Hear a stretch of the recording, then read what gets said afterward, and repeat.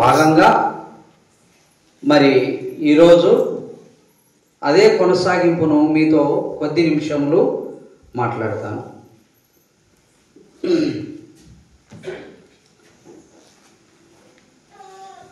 అపోస్తలుల కార్యములు మీ బైబిల్లో తెరవండి. మీరందరూ కూడా ఇప్పుడు మా స్వాధీనంలోకి రావాలి. ఎక్కడికి రావాలి?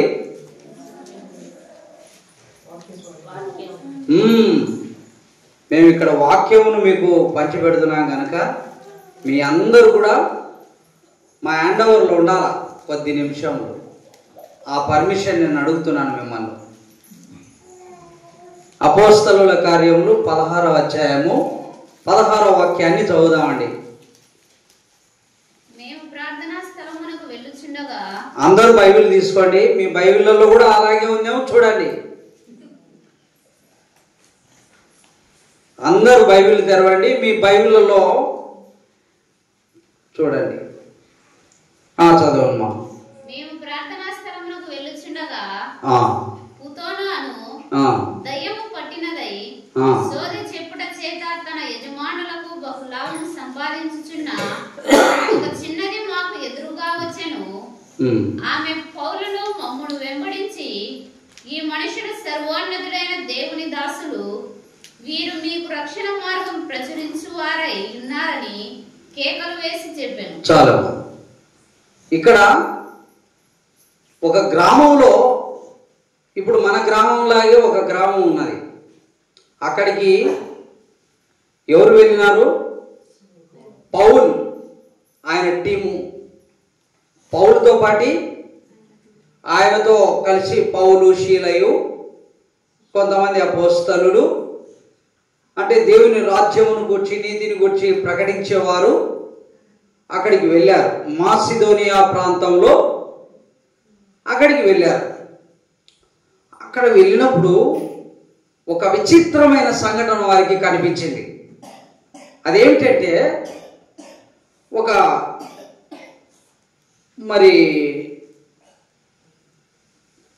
ఒక పాప, ఆ పాపకు కొంచెం వయసు వచ్చింది. ఆ అమ్మాయి ఏదో కొంచెం మెంటల్ డిజార్డర్లోకి వెళ్ళిపోయింది. ఆ అమ్మాయికి ఒక దయ్యం పట్టిందంట. అక్కడ వాళ్ళు పేరు పెట్టినారు. అక్కడ ఏం పేరు? అది పుతోను అను దయ్యం. ఆ దయ్యం పట్టడంతో దయ్యము ఏం చేస్తుందంటే, లేని వాటిని ఉన్న వాటిని అన్నిటినీ తెలియజేస్తూ ఉంటారు, చెప్తా ఉంటుంది. ఈ రోజుల్లో కూడా దేవుని వాక్యానికంటే దయ్యం వాక్యాన్నే ఇదే సత్యమని ఎరిగేవారు, నమ్మేవారు, వెంబడించేవాళ్ళు చాలా మంది అయిపోయారు. ప్రభునందు ప్రియమైన వారులారా, అక్కడ పుతోను అనే దయ్యం పట్టిన చిన్నది ఒక ఇంట్లో కూర్చుంది. తల దూకోదు. తల దూకోకుంటే ఏమైపోతుంది? చిక్కుబడి జడలు కట్టి, ఉండలు కట్టి, అలాగే చాలా రోజులు తల దూకోకుండా ఉంటే బ్లడ్ సర్క్యులేషన్ పోయి పిచ్చి పిచ్చిగా మాట్లాడుతూ ఉంటుంది. ఇలాగూ ఆ అమ్మాయిని ఇంట్లో బంధించారు. బంధిస్తే అందరూ, అక్కడ ఉన్నటువంటి వాళ్ళందరూ కూడా అదేదో ఒక దైవాత్మ సంభూతమైనటువంటి వాక్శక్తి అక్కడ ఉన్నది అని చెప్పి అందరూ ఏం చేసినారంటే, ఊదిగడ్డిలు, చక్కెర తెచ్చేవాళ్ళు, టెంకాయలు తెచ్చేవాళ్ళు. అక్కడ ఒక సెలబ్రిటీగా తయారైపోయింది, ఒక దేవతగా అక్కడ భావిస్తూ ఉన్నారు ఆ దయ్యం పట్టినటువంటి. ఆమె ఏం చెప్తోంది? సోదె చెప్తోంది. ఏం చెప్తుంది అండి? ఎవరైనా కొంతమంది బాగా ఎక్కువగా మాట్లాడుతుంటే ఆపమ్మని సోదె అని అంటారు. ఏమని? ఆపమ్మని సోదె అని అంటారు. అంటే అవి మరి వినడానికి అక్కరుకురాని మాటలు మాట్లాడితే ఆ విధంగా అంటారు. కానీ ఈమె సోదె చెప్పడంతో వాళ్ళ ఇంట్లో వాళ్ళకి ఏమొస్తుందంట, బాగా సంపాదన వస్తూ ఉందంట, లాభం. ఇదేదో బాగుందిరా అని చెప్పి ఎద్దు చచ్చిపోయినా పర్వాలేదు, వాత మాత్రం బాగు కుదిరిందని ఈ అమ్మాయి తల్లిదండ్రులు, వారి యొక్క యజమానులు ఆమె భవిష్యత్తు గురించి ఆలోచన చేయలేదు. వాళ్ళు లాభాన్ని చూసినారు. ఇదేదో బాగుంది అని చెప్పి అలాగే కంటిన్యూ చేస్తా ఉన్నారు. ఇలాగ జరుగుతున్నప్పుడు పౌలు శీలయు వాళ్ళు అక్కడ కొద్ది రోజులు, ఇప్పుడు ఈ గ్రామంలో 2 రోజులు మీటింగ్ అంటే దూర ప్రాంతం నుండి వచ్చిన వాళ్ళు అయితే ఏం చేస్తారంటే, ఏదైనా ఒక ఇల్లు ఇస్తే ఆ ఇంటి దగ్గరనే వాళ్ళు తిని అక్కడే పడుకొని వాళ్ళు కొద్ది రోజులు ఇక్కడ వాక్య పరిచర్య చేసి వెళ్ళిపోయేవాళ్ళు. వాళ్ళు అక్కడ ఉన్నారు. ఒకరోజు ఉదయాన్నే వాళ్ళు స్నానాలు ఆచరించి టిఫిన్ అది తీసుకొని తిని వాళ్ళు తెల్లగా వస్త్రాలు వేసుకొని అలా బయటకు వెళ్తున్నారు. వెళ్తున్నటువంటి సమయంలో ఉన్నట్టుండి ఆ ఇంట్లో నుండి పుతోను దయ్యం పట్టిన ఆ చిన్నది బయటకు వచ్చింది. బయటకు వచ్చి వాళ్ళని గురించి ఏమని సాక్ష్యం ఇస్తుంది తెలుసా?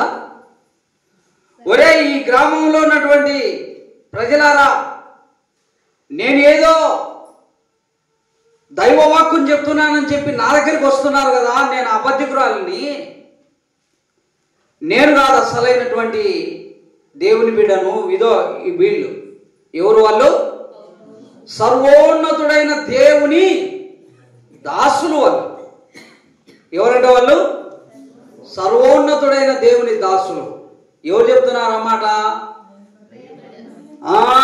నేను ఒరిజినల్ కాదు, వీళ్ళు మీకు ఒరిజినల్ అయిన వాళ్ళు.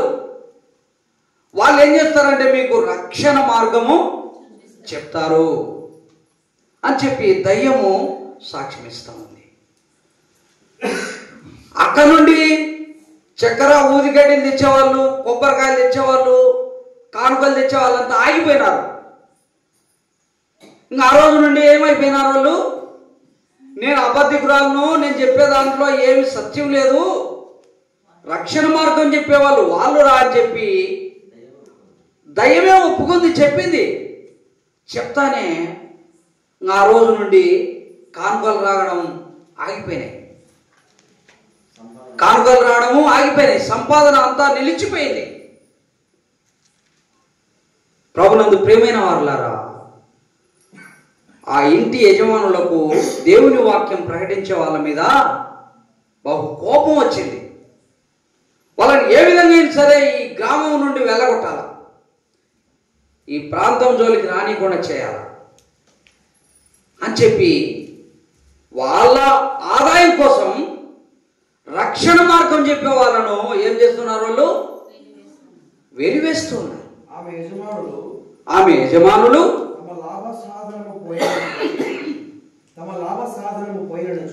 తమ లాభ సాధనం పోయినని చూచి పౌలును శీలను పట్టుకొని గ్రామపు చావిడిలోనికి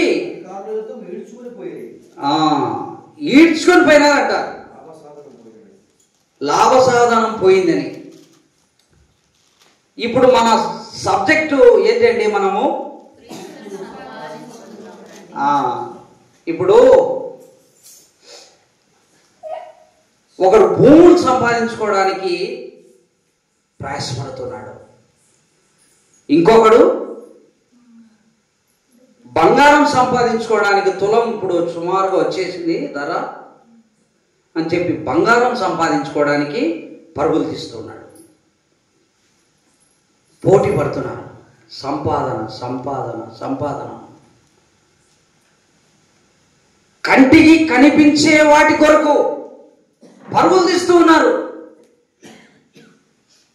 బాగా అర్థమవుతుంది మనం చెప్పేది.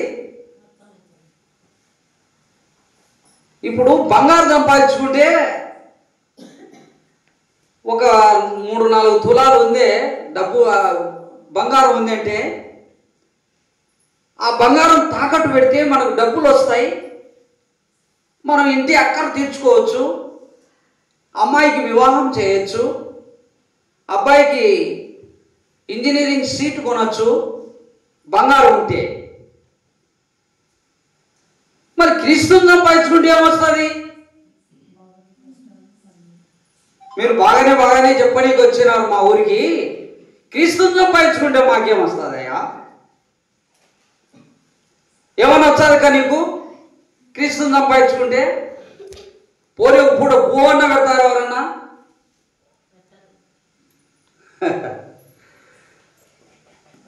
మొన్న దిగువపట్నంలో వాక్యం చెప్పినాం. ఏం వాక్యం చెప్పినారు? మా బ్రదరు దేవదానం గారని వాక్యం చెప్పినాడు. ఏం చెప్పినాడు? మీ పిల్లలు ఏం చదువుతున్నారో మీరు గమనిస్తా ఉన్నారా? మీ పిల్లలను దైవికమైన క్రమంలో పెంచుతూ ఉన్నారా?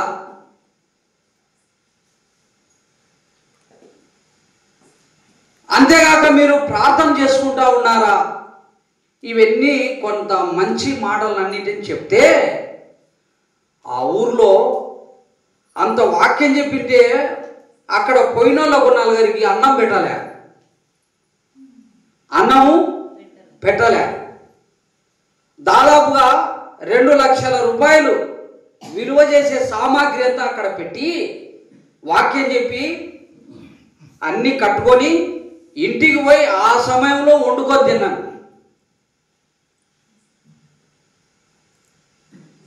ప్రభునందు ప్రియమైన వారులారా, మత్తయి సువార్తలో ఒక చక్కటి మాటని నేను మీకు పరిచయం చేస్తాను. మత్తయి సువార్త చూద్దామండి.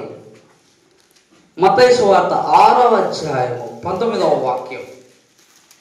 మత్తయి సువార్త 6వ అధ్యాయము 19వ వాక్యం. ఎక్కడమ్మా? భూమి మీద. ఎవరి కొరకు? మీకు మీ పిల్లల కోసం. ఎవరి కోసము? మీకోసం మీ పిల్లల కోసం సంపాదించుకునవద్దు. ఇక్కడ చిమ్మిటయు. చిమ్మిట అంటే ఏందమ్మా? అర్థమైందా? అర్థమైతే దాని కొరకు పాకులాడాం మనం. అక్క మీరు చెప్పుక, చిమ్మిట అంటే ఏంది? ఏది చిమ్మిట అంటే? తుప్పు అంటే అది మామూలుగా ఇనుము పట్టేది.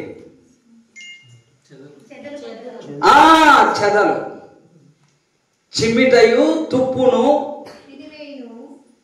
ఒకరోజు 500 నోట్లు కట్టాలన్నీ మొత్తం సంపాదించాడు ఒక ఆయన. బ్లాక్ మనీ అంతా, దాన్ని అంతటిని మీరు మళ్ళా వైట్ మనీగా చేసుకోండి. అంటే నోట్లు మార్చేసినాము, ప్రింటింగు, మీరు కొత్త ప్రింట్లోకి మీరు రావాలంటే మీ పాత ప్రింట్ అంతా మాకు అప్పచెప్పండి అని గవర్నమెంట్ ఆఫ్ ఇండియా, స్టేట్ బ్యాంకా,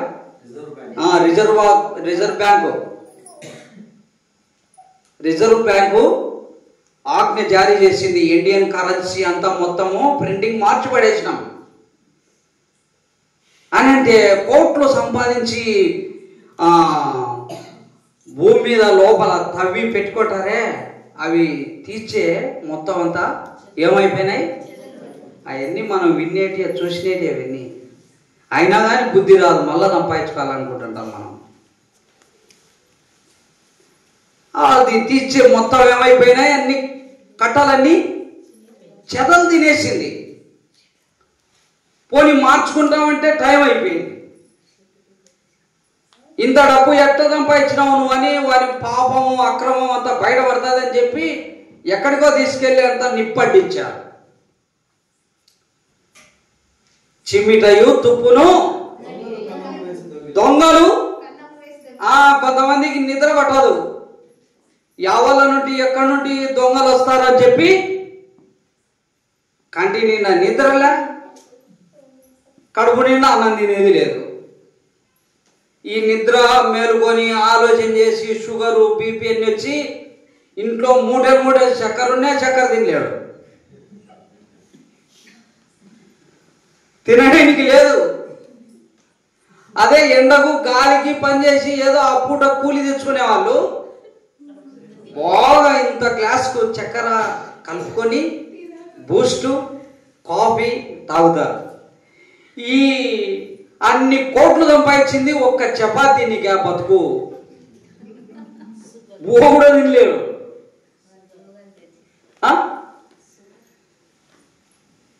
వారి బ్రతుకు అట్లా ఉంది. భూమి మీద సంపాదించినాడు, చిమ్మిటయు తుప్పును తినివేయును. ఎక్కడ? పరలోకమునందు ధనము. రేపటి నుండి మీరందరూ నా స్థలంలోకి వచ్చినావు నువ్వు అని చెప్పి తెలుగు భాషలో ఎవరిని తిట్టుకోకండి. నా స్థలంలోకి వచ్చినావు నువ్వు అని. ఇది పర్మనెంట్ కాదు. మనకు పర్మనెంట్ అడ్రస్ ఏంది? ఇప్పుడు నీవు నేను మనం ఉండేదంతా ఇల్లు అంటే ఏంటంటే ఏంటేవి? షెల్టర్. షెల్టర్. ఇప్పుడు నువ్వు ఇట్లా పోతావు అంటే ఆ తొర్రె దాటిపోయిన తర్వాత అక్కడ ఒకటి ఏదేది రోడ్ వస్తుంది, అది అక్కడ ఒక షెల్టర్ ఉంది, సత్రం. ఆ సత్రంలో నువ్వు పోయేటప్పుడు వాన వచ్చింది, వాన ఎప్పుడెప్పుడు తగ్గుతుందా ఇంటికి పోవాలన్నా అని అనుకుంటా అంటావు. అంతేనాక? వాన ఎప్పుడెప్పుడు తగ్గుతుందా ఇంటి నేను దేవుడు యేసుక్రీస్తు ప్రభు ఎప్పుడు వస్తాడా నేను ఈ ఇంటిని వదిలిపెట్టి వెళ్ళిపోవాలనేది ఎవరికి ఉంటుంది? అక్కడ నాకు పర్మనెంట్ స్థలం ఉంది అని తెలుసుకుంటే. ఇప్పుడు మన ఇంట్లో పెళ్లి జరిగింది, అందరికీ మొత్తం పెడతాను. నేను కూడా పెడితే తినిపోతా అంటేనే వానికి షోలో చెప్తాడు ఒకడు, రే ఆయాలకు రాకుందిరా నువ్వు ఉండరా పడి చేయమంటారు. అట్లయితే సరే,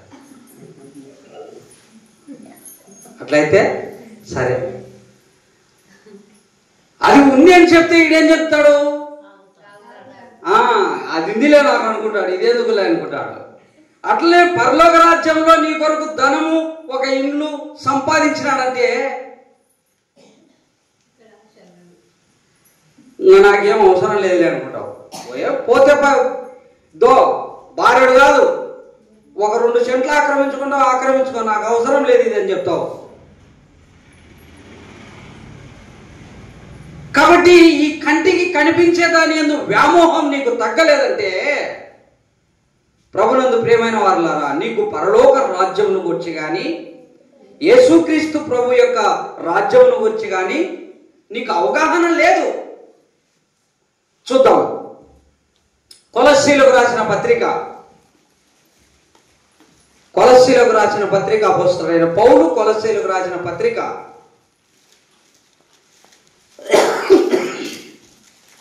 3వ అధ్యాయం 1వ వాక్యం.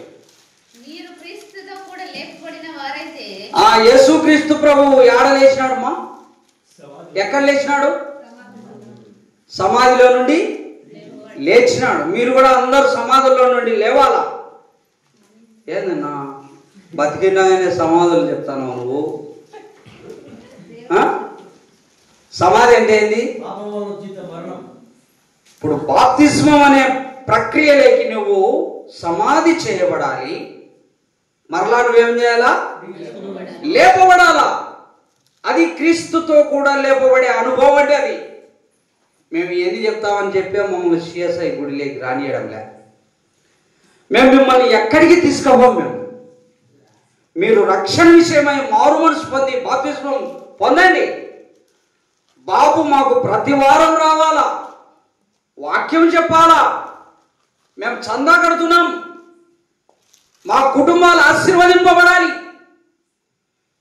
మేము దేవుని సన్నిధిలో మా కుటుంబం కనబడాలి, అక్షయమైన వాటి కొరకు మేము ఎదురు చూడాలి అనే ఆశ, కోరిక మీ అందరిలో చెలరేగాలన్నదే మా చిన్న ప్రయత్నం. అంతే. మీ వెండిని కానీ మీ రూపాయలు కానీ మేము కోరుకోలేదు, వాటి కొరకు మేము రాలేదు. మేము కేవలం వచ్చింది మిమ్మల్ని నిత్య రాజ్యమునకు సిద్ధపరచడం కోసమే మేము మీ దగ్గరికి వచ్చాము. చూద్దాం. అదే క్రీస్తుతో కూడా లేపబడిన వారైతే పైనున్న వాటినే వెదకండి, పైనున్న వాటినే వెదకమని చెప్తే ఒకడికి మట్టి పని చేసుకుంటున్నాడు అని చెప్పి వాని మీద దయదలిచి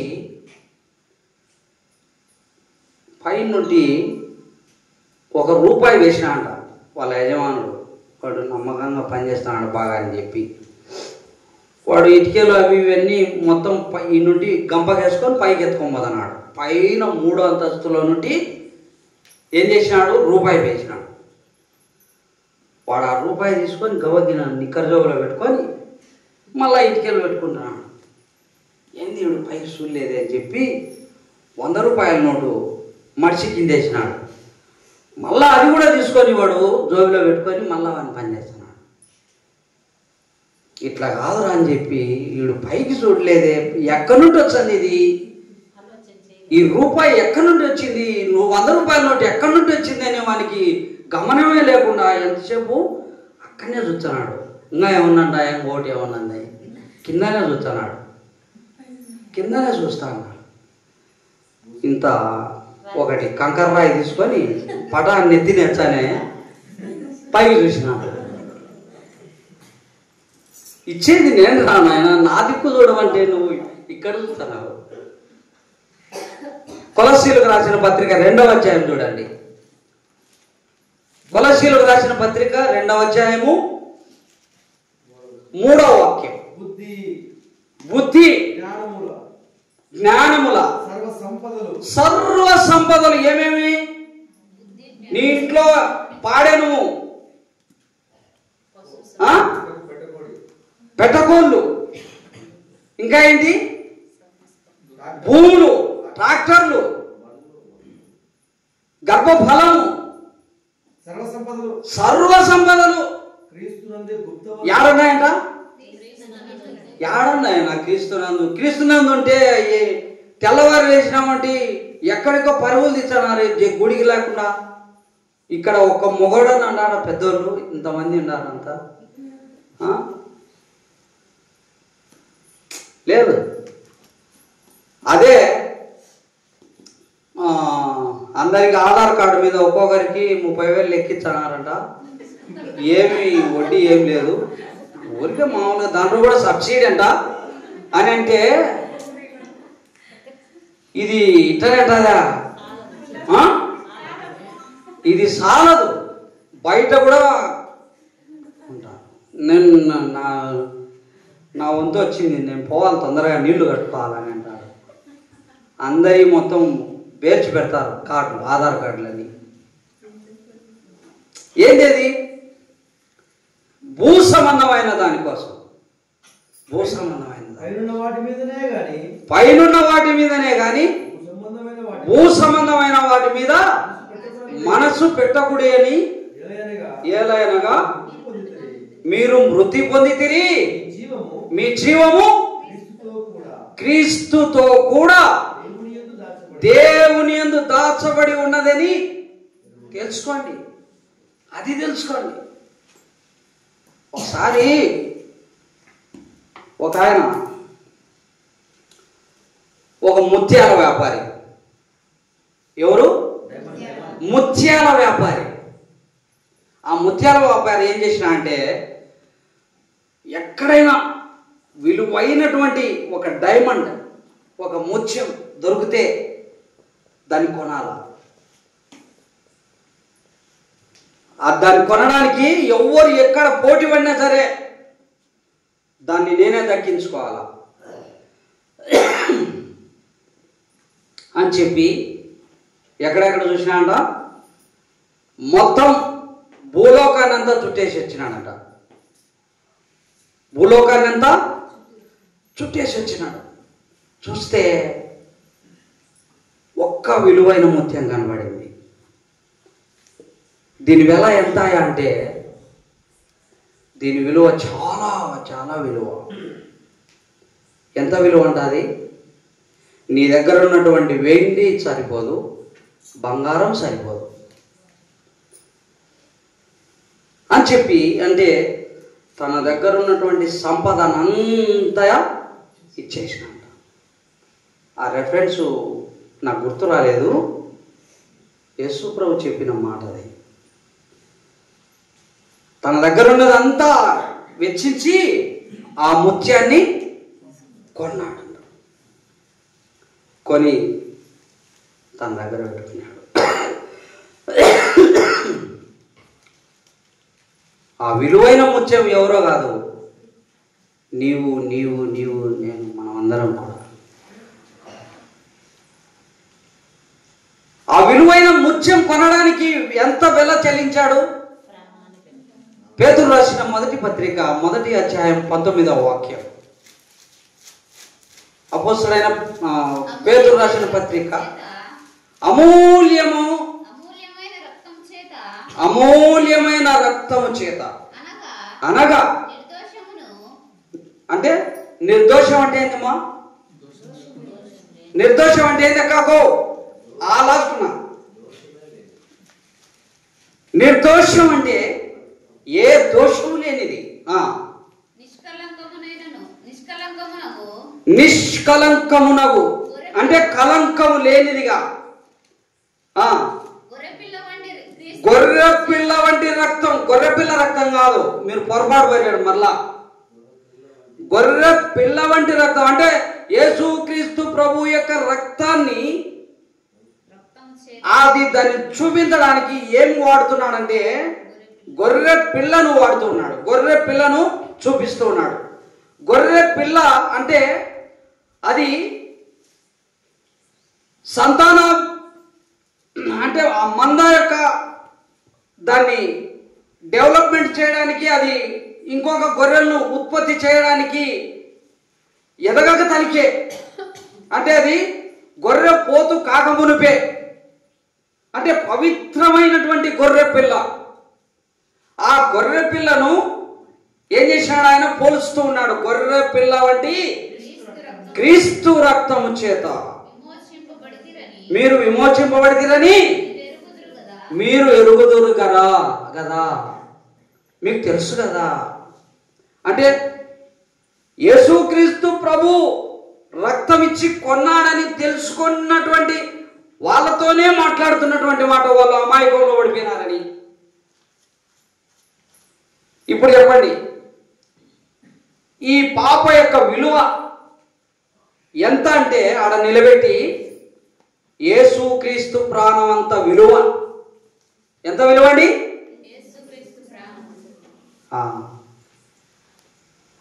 ఒక 2 కేజీలు బంగారం ఇచ్చాక మీ పాపను బలిచ్చావా అని అంటే ఇచ్చారా? ఇచ్చారా?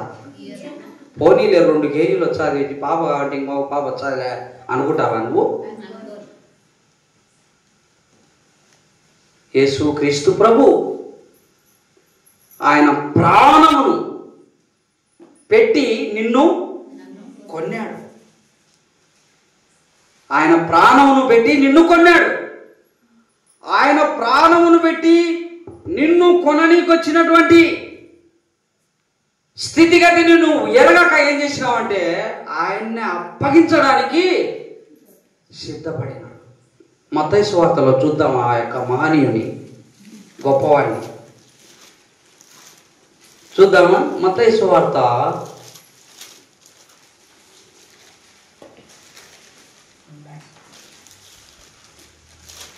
26వ అధ్యాయంలో ఉంటుంది అనుకుంటాను. నేను యేసుక్రీస్తు ప్రభువును మీకు అప్పగిస్తాను, మీరేమి దిగులు పడాల్సిన అవసరం లేదు, కన్ఫ్యూజ్ పడాల్సిన అవసరం లేదు. నేను ఒక గుర్తు చెప్తాను, ఇదంతా చేసినందుకు మీరు నాకేమిస్తారు?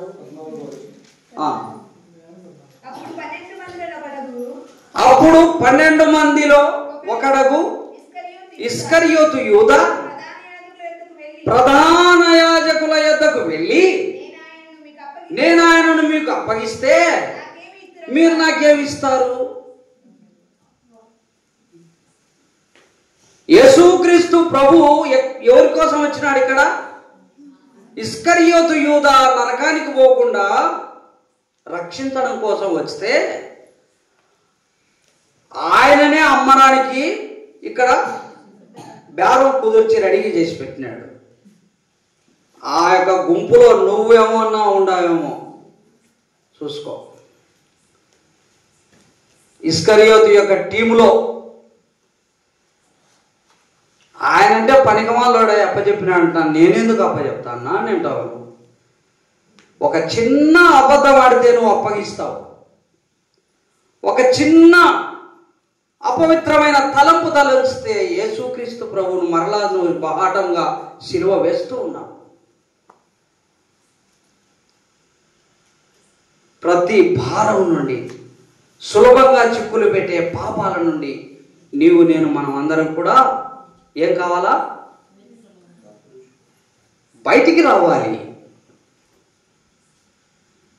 మనమంతా ఏం సంపాదించుకుంటున్నాము? క్రీస్తును సంపాదించుకోవడం లేదు, సాతానుని సంపాదించుకుంటున్నాం. సాతాను నుండి దిగుమతి అయ్యే అలవాట్లనన్నిటినీ మనం ఏం చేస్తున్నాం? కూర్చుకుంటున్నాం. సెల్ ఫోన్లోను,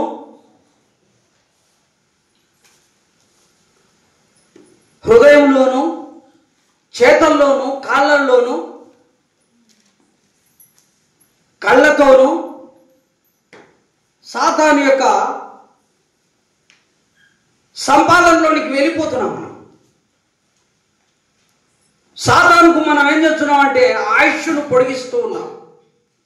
నువ్వుగా బాగా బతకాల, మా లీడర్ ఆయన బాగుంటే మేము కూడా ఆయన కింద మేము కూడా బాగుంటాం. యేసుక్రీస్తు ప్రభు నీ కొరకు ప్రాణం పెట్టాడా? సాతానుడు నీ కోసం ప్రాణం పెట్టాడా? గమనించండి. ప్రభునందు ప్రియమైన వారులారా, నేను క్రీస్తును సంపాదించుకోవడం కోసము సమస్తమును నష్టంగా ఎంచుకొని ఉన్నాను. ఆ మాటను మనం చెప్తామా? చెప్పలేము. చివరిగా ఒక మాటను చెప్తామండి.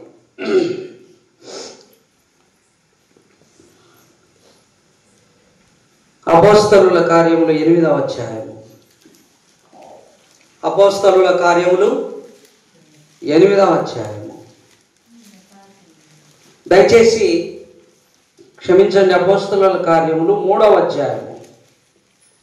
అపోస్తలుల కార్యములు 3వ అధ్యాయము మొదటి నుండి చదువుదామండి. పగలు 3 గంటలకు ప్రార్థన కాలమున. ఏ సమయం అండి? 3 గంటలకు. 3 గంటలకు మోకాళ్ళకి ప్రార్థన చేస్తారా ఎవరైనా? పగలు 3 గంటలకు. ఏడన్నా మేము శాలల్లో ఉంటాం, ఎక్కడ ప్రార్థన చేస్తాం? నేను ఒకరోజు ఒక సిస్టర్ కోసం వెళ్ళాను. వెళ్తే ఆమె 3 గంటలప్పుడు ప్రార్థన చేస్తూ ఉంది. ఆమె దినచర్య అది. అన్న ఒకటి కరెంటు బల్బు వెలగలేదన్నా అని అంటే ఉదయం 9 గంటలకు చెప్పింది. నేను నా పని వ్యాపకాల్లో వెళ్ళలేకపోయినాను. మధ్యాహ్నం భోజనం చేసేటప్పుడు జ్ఞాపకం వచ్చింది, ఇప్పుడన్నా పోయి రావాలని చెప్పి నేను పోయినా. పోయేసరికి ఆమె మోకరించి ఏం చేస్తూ ఉంది?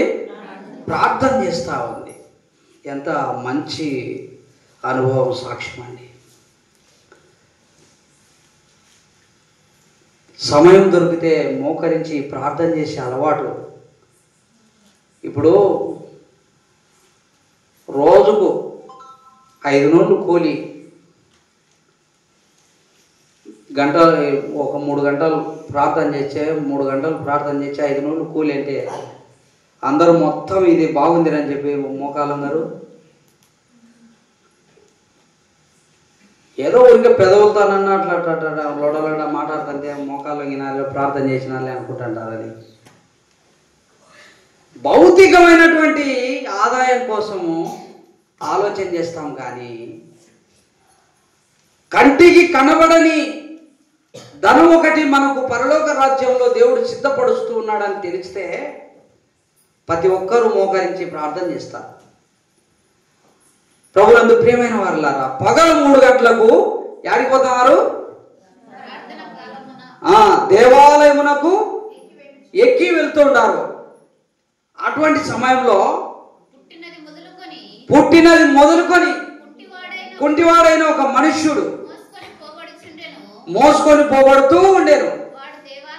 వాడు దేవాలయంలోనికి వెళ్ళువారిని భిక్షమడుగుటకు అతనిని ప్రతిదినము వారిని శృంగారం అనే ఆ దేవాలయం దగ్గర ఉంచుతూ వచ్చినారు. పేతురును యోహానును దేవాలయంలో ప్రవేశింపబోయినప్పుడు వాడు చూసి భిక్షమడుగగా పేతురును యోహానును వారిని తేరి చూచి మా తట్టు చూడుము అనిరి. వారు వాడి యొద్ద ఏమైనా దొరుకునని కనిపెట్టుచు వారి యందు లక్ష్యం ఉంచను. చాలమ్మా. వాడు ఎన్నాళ్ళ నుండి అక్కడ ఉన్నాడంటే దాదాపుగా 40 సంవత్సరాలు. ఒక 5 ఏళ్ళు చూసినారు కాళ్ళు వచ్చాయేమోనని, రాలే. నేను పెరుగుతున్నాడు. వీనికి ఇప్పుడు మాదిరి వికలాంగులకు 6,000 పెన్షన్ అట్లాంటివన్నీ ఉన్నాయో లేదో మనకు తెలియదు. ఈయనకి భోజనం కావాలంటే ఇట్లా కుంటేని ఎన్నాళ్ళంటే సాగాలని చెప్పి ఈ నుండి కూడా మనం ఏదైనా రావాలా అని చెప్పి వాళ్ళ పేరెంట్స్ ఏం చేసినారంటే ప్రతిరోజు అక్కడక్కడ టెంపుల్ దగ్గర కూడా మనం చూస్తూ ఉంటాం, భిక్షాటన చేస్తూ ఉంటారు, చూస్తూ ఉంటాం మనం. అయితే ప్రభునందు ప్రియమైన వారులారా, వాడిని ప్రతిరోజు అక్కడ తీసుకొని పెట్టడము, ఏదో రూకడ్డగా సంపాదించిన దాన్ని ఇంటికి తీసుకురావడము, వానికి ఇంత ఆహారం పెట్టడము, మళ్ళా తీసుకోవడం, అట్లా పెట్టడం, అట్లా 45 సంవత్సరాలు దేవాలయం దగ్గర పెట్టడం, తీసుకోవడం. అయితే ఒకరోజు పేతురు యోహాను 3 గంటల సమయంలో ప్రార్థనకు వచ్చా ఉన్నారు. శృంగారం అను దేవాలయం దాని పేరు. ఆ దేవాలయము ద్వారం దగ్గర గేటు దగ్గర కూర్చోన్నాడు. తెల్లగా బట్టలు వేసుకొని వాళ్ళ ముఖాలు దగదగదగ దేదీప్యమానంగా ప్రకాశిస్తూ వస్తూ ఉన్నారు.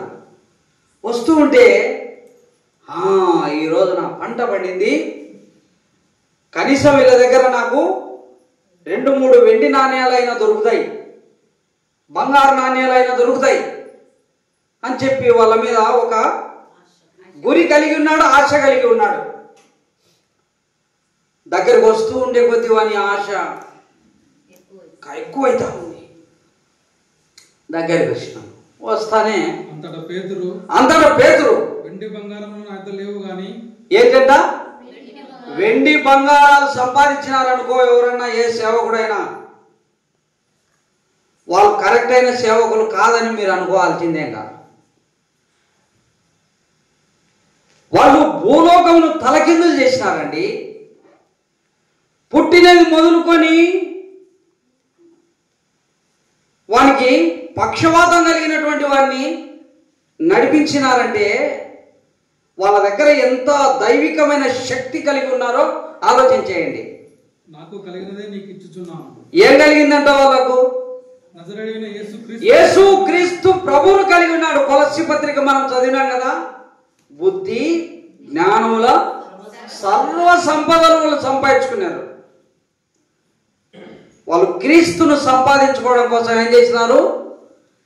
ఓడలు విడిచిపెట్టి వచ్చారు. చేపలు పట్టుకునే వలను విడిచిపెట్టి వచ్చారు. పడవలు వదిలినారు, కుటుంబాలను వదిలినారు, ఇంకేం వదిలినారు? సమస్తమును వదిలిపెట్టి వెంబడించారు యేసుక్రీస్తు ప్రభు. ఆయనను సంపాదించుకోవడం కోసం ఇస్కరియోతు యూదా యేసుక్రీస్తు ప్రభువును అమ్ముకున్నాడు. వీళ్ళు ఏం చేసినారు? సంపాదించుకున్నారు. నువ్వు ఇస్కరియోతు యూదా టీంలో ఉన్నావో, పేతురు యోహాను యొక్క టీంలో ఉన్నావో ఆలోచన చేసుకోండి. మాకు కలిగినదే నీకు ఇస్తూ ఉన్నావని చెప్పి నజరేయుడైన యేసుక్రీస్తు నామమున వాడు ఎన్ని రోజులు భిక్షాటన చేసి డబ్బులు సంపాదించుకొని కాళ్ళు తెచ్చుకుంటాడు వాడు. పోనీ వెండి కానీ బంగారం కానీ ఇచ్చినాడు అనుకోండి, దాంతో కాళ్ళు వస్తాయా? కాబట్టి ప్రభునందు ప్రియమైన వారులారా, యేసుక్రీస్తును ప్రభువును సంపాదించుకోవడం కోసము సమస్తమును నష్టంగా ఎంచుకున్నారు. క్రీస్తు కొరకు సాక్షులుగా జీవించారు.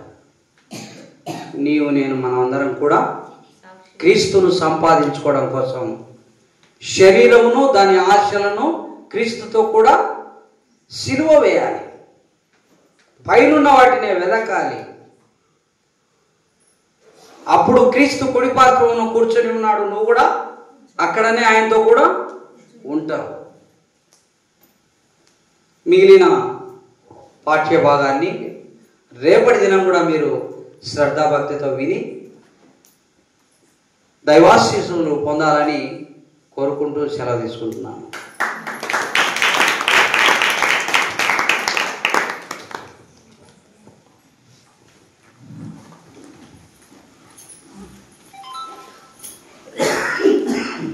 వాక్యం అందించిన దైవజనునికి ప్రభుపేట వందనములు. మరి ఈ దినమున ఇద్దరు దైవజనులు క్రీస్తును సంపాదించుకుందాం అనే అంశం మీద మాట్లాడినారు. ఇద్దరికి ప్రభుపేట వందనములు. ఇంతవరకు ఓపికగా పిల్లలతో పాటు కలిసి కూర్చొని మీ అందరికీ కూడా ప్రభుపేట వందనములు. మరి ఇది 2 దినముల కూడిక కాబట్టి రేపటితో ముగించుకుందాము. రేపటితో మనము ఈ అంశాన్ని సంపూర్ణంగా ముగించుకొని కనుక మీరందరూ కూడా రేపు వచ్చేదానికి సిద్ధంగా ఉన్నారు కదమ్మా. రేపు వాతావరణం బాగున్నప్పటికీ చలిగా ఉంది కాబట్టి చంటి పిల్లలు ఉన్నారు కాబట్టి లోపలనే బాగుంటుంది అనుకుంటున్నాను. మీతో పాటు ఇంకా మిగిలిన పిలుచుకురండి. ఈ సమయంలో మన మధ్యలో ఉన్న దైవజనులు సహోదరులు ప్రభాకర్ గారు వచ్చి ప్రార్థన చేస్తారు. తర్వాత ఆశీర్వాదంతో ముగించుకుందాం. మోకరించండి, ప్రార్థన చేసుకుందాం.